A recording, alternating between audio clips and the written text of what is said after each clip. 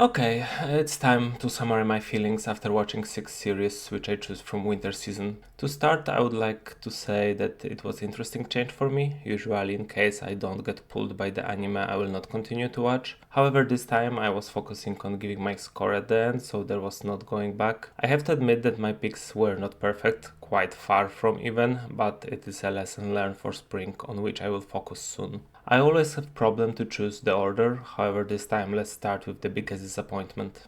Shiboyuji. I will still recommend to everybody to watch this first double episode, but nothing more.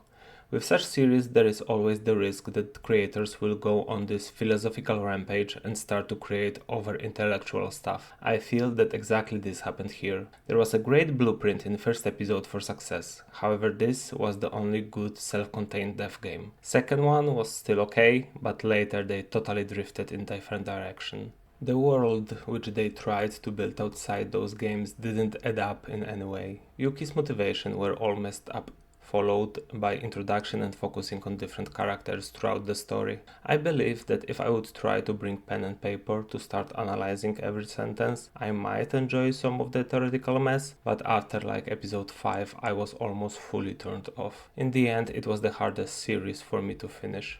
4 out of 10. Staying on the disappointment track, we'll continue with Wash It All Away.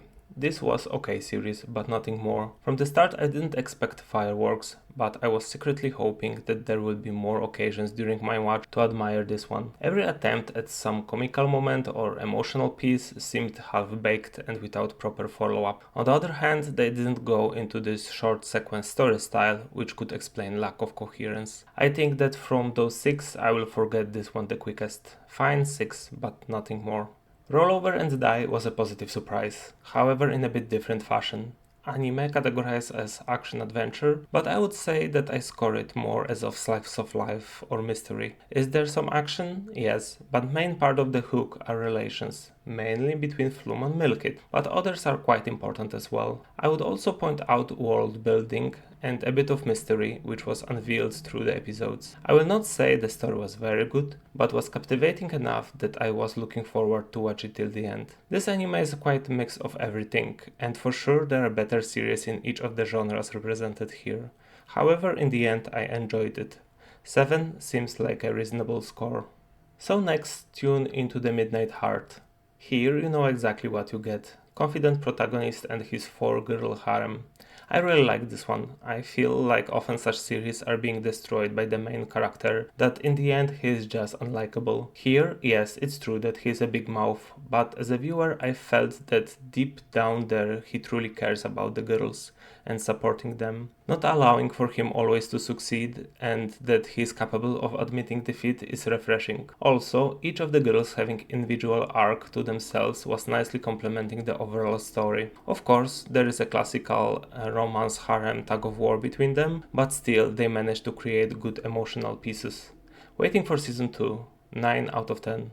For Scam of the Brave, I feared from the start that it might not be the best pick. However, I was still let down. Yashiro Aki dynamic was okay, but the action, but the graphics. Why they didn't go full comedy route? They tried to create those dangerous moments during fights in which Yashiro is contemplating for minutes everything what is going around, just to resolve it in some random way. On every such occasion I felt cheated. And the speed. Action anime which seems to be played in slow-mo during fight scenes. World around main characters doesn't make sense. As well, everything seems so forced. Even now I can see potential, but it was sold so poorly. Average 5, but might be too high score still. Last on the list, Champignon Witch. I chose to watch it after first episode just to discover that the true story starts with second episode and finding Lisa. However, it was nice that Henry returned for a brief moment later on as well. In general, I had this feeling that the story jumps a bit between Henry, Lisa, Black Witch Gathering, Cat Witch. In the end, focus was on Luna being a foster mother for Lisa. I admire different ideas related to this, like Luna being able to extract poison from Lisa, but at the cost of his memories. Probably I'm the only one who liked Claude. In my opinion, he is much needed counterbalance to Luna and whole her world. Worth to mention is also how we see Luna is adapting to her new reality. The score I will give is 7 out of 10, but I would be happy to see the continuation of this story in the second season. In the end, out of those anime series, my average score is a bit over 6, with only 1, maybe 2, which I would be willing to continue. Lesson learned, and let's look forward to spring.